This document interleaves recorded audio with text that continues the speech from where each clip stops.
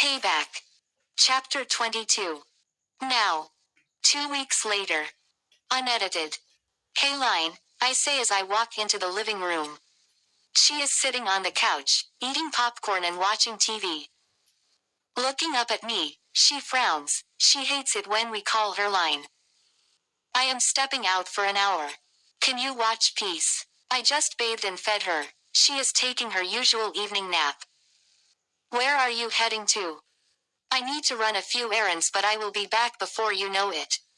I will probably be back before Mama Hyde and Papa J get here." Mama Hyde and Papa J went to Kabwe this afternoon to check on Autumn and drop her a few warm things. Nights are becoming chilly these days. "Okay, no problem. I will keep an eye on this child of mine." "Oh please, you are a child yourself." She laughs. "People will have a hard time believing Peace is my sister. I will be done with college and start working before that one starts grade 1, so I might as well adopt her." I laugh along. "I will see you soon, child. Call me when need arises. My phone will be on all the time." "All right, bring me a chocolate bar." "Sure."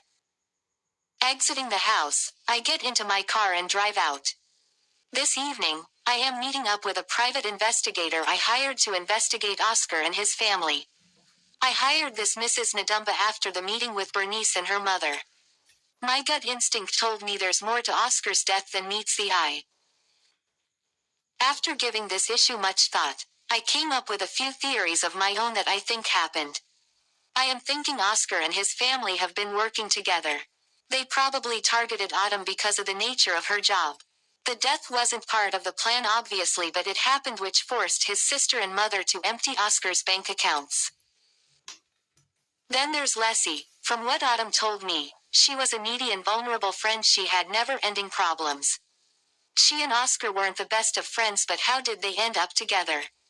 Could they have started an affair behind Autumn's back? Also, no one came to claim Leslie's body, hence she and Oscar were buried together. And lastly, Autumn mentioned Leslie had a child that she only met once or twice. That child was not at his mother's funeral, and none of us know what happened to him after that. Autumn tried to find Leslie's sister-in-law, but her efforts were in vain. Several thoughts continue to run through my mind as I drive, and by the time I get to the restaurant I am meeting her, I have a pounding headache. I make a mental note to drink as much water as possible this evening. When I walk through the entrance of the restaurant, I spot her immediately. She is sitting at the table next to the window at the far end of the room. She is busy typing away on her phone, so she doesn't spot me instantly. When I get to her table, she looks up and smiles. "Hey, welcome, please take a seat." "Thank you." I sit down. Then I gesture for the waiter. When he walks over, I order myself a bottle of water. "Do you want anything else?" I ask Mrs. Ndumba. She has a glass of orange juice in front of her. "I am okay." "That will be all," I say to the waiter. I wait until my water is brought before I ask, "So what did you find out?" "I found out a lot of stuff about that family. All the information you need is in this document." She places an envelope in front of me. There are photos in there too, and evidence for everything I managed to find out. "Thank you so much. So you will go through everything, and if you have any questions, feel free to get in touch. You can send my balance once you are satisfied with the information I have provided. I will get back to you as soon as I can. I will be waiting," Mrs. Ndumba says. Then she proceeds to gulp down the remaining of her juice. "If you will excuse me, I have other clients to attend to." With that, she stands up, grabs her bag and leaves.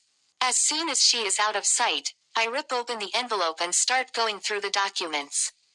I sit there for over an hour with my mouth hanging open in wide-eyed shock at everything I have read. Now I understand why Bernice said that Autumn deserved what she is going through. She is bitter towards her. They all are Oscar, his mother. Why would they hold a grudge and decide to take revenge years later over an issue that God has probably forgiven Autumn for? What baffles me even more is finding out the relationship that Leslie and Oscar shared. It all makes sense. No wonder she was all over Autumn like that. If anyone had told me those two were married and they shared not just one but two children together, I would have laughed in their faces. I need to get this information to Autumn. She will be hurt, but she has to know what she is fighting against. Opening my bag, I remove some money and place it on the table, then I grab the papers and leave. Getting into my car, I drive off. I stayed longer than I intended to. I hope Peace isn't giving Evangeline any trouble.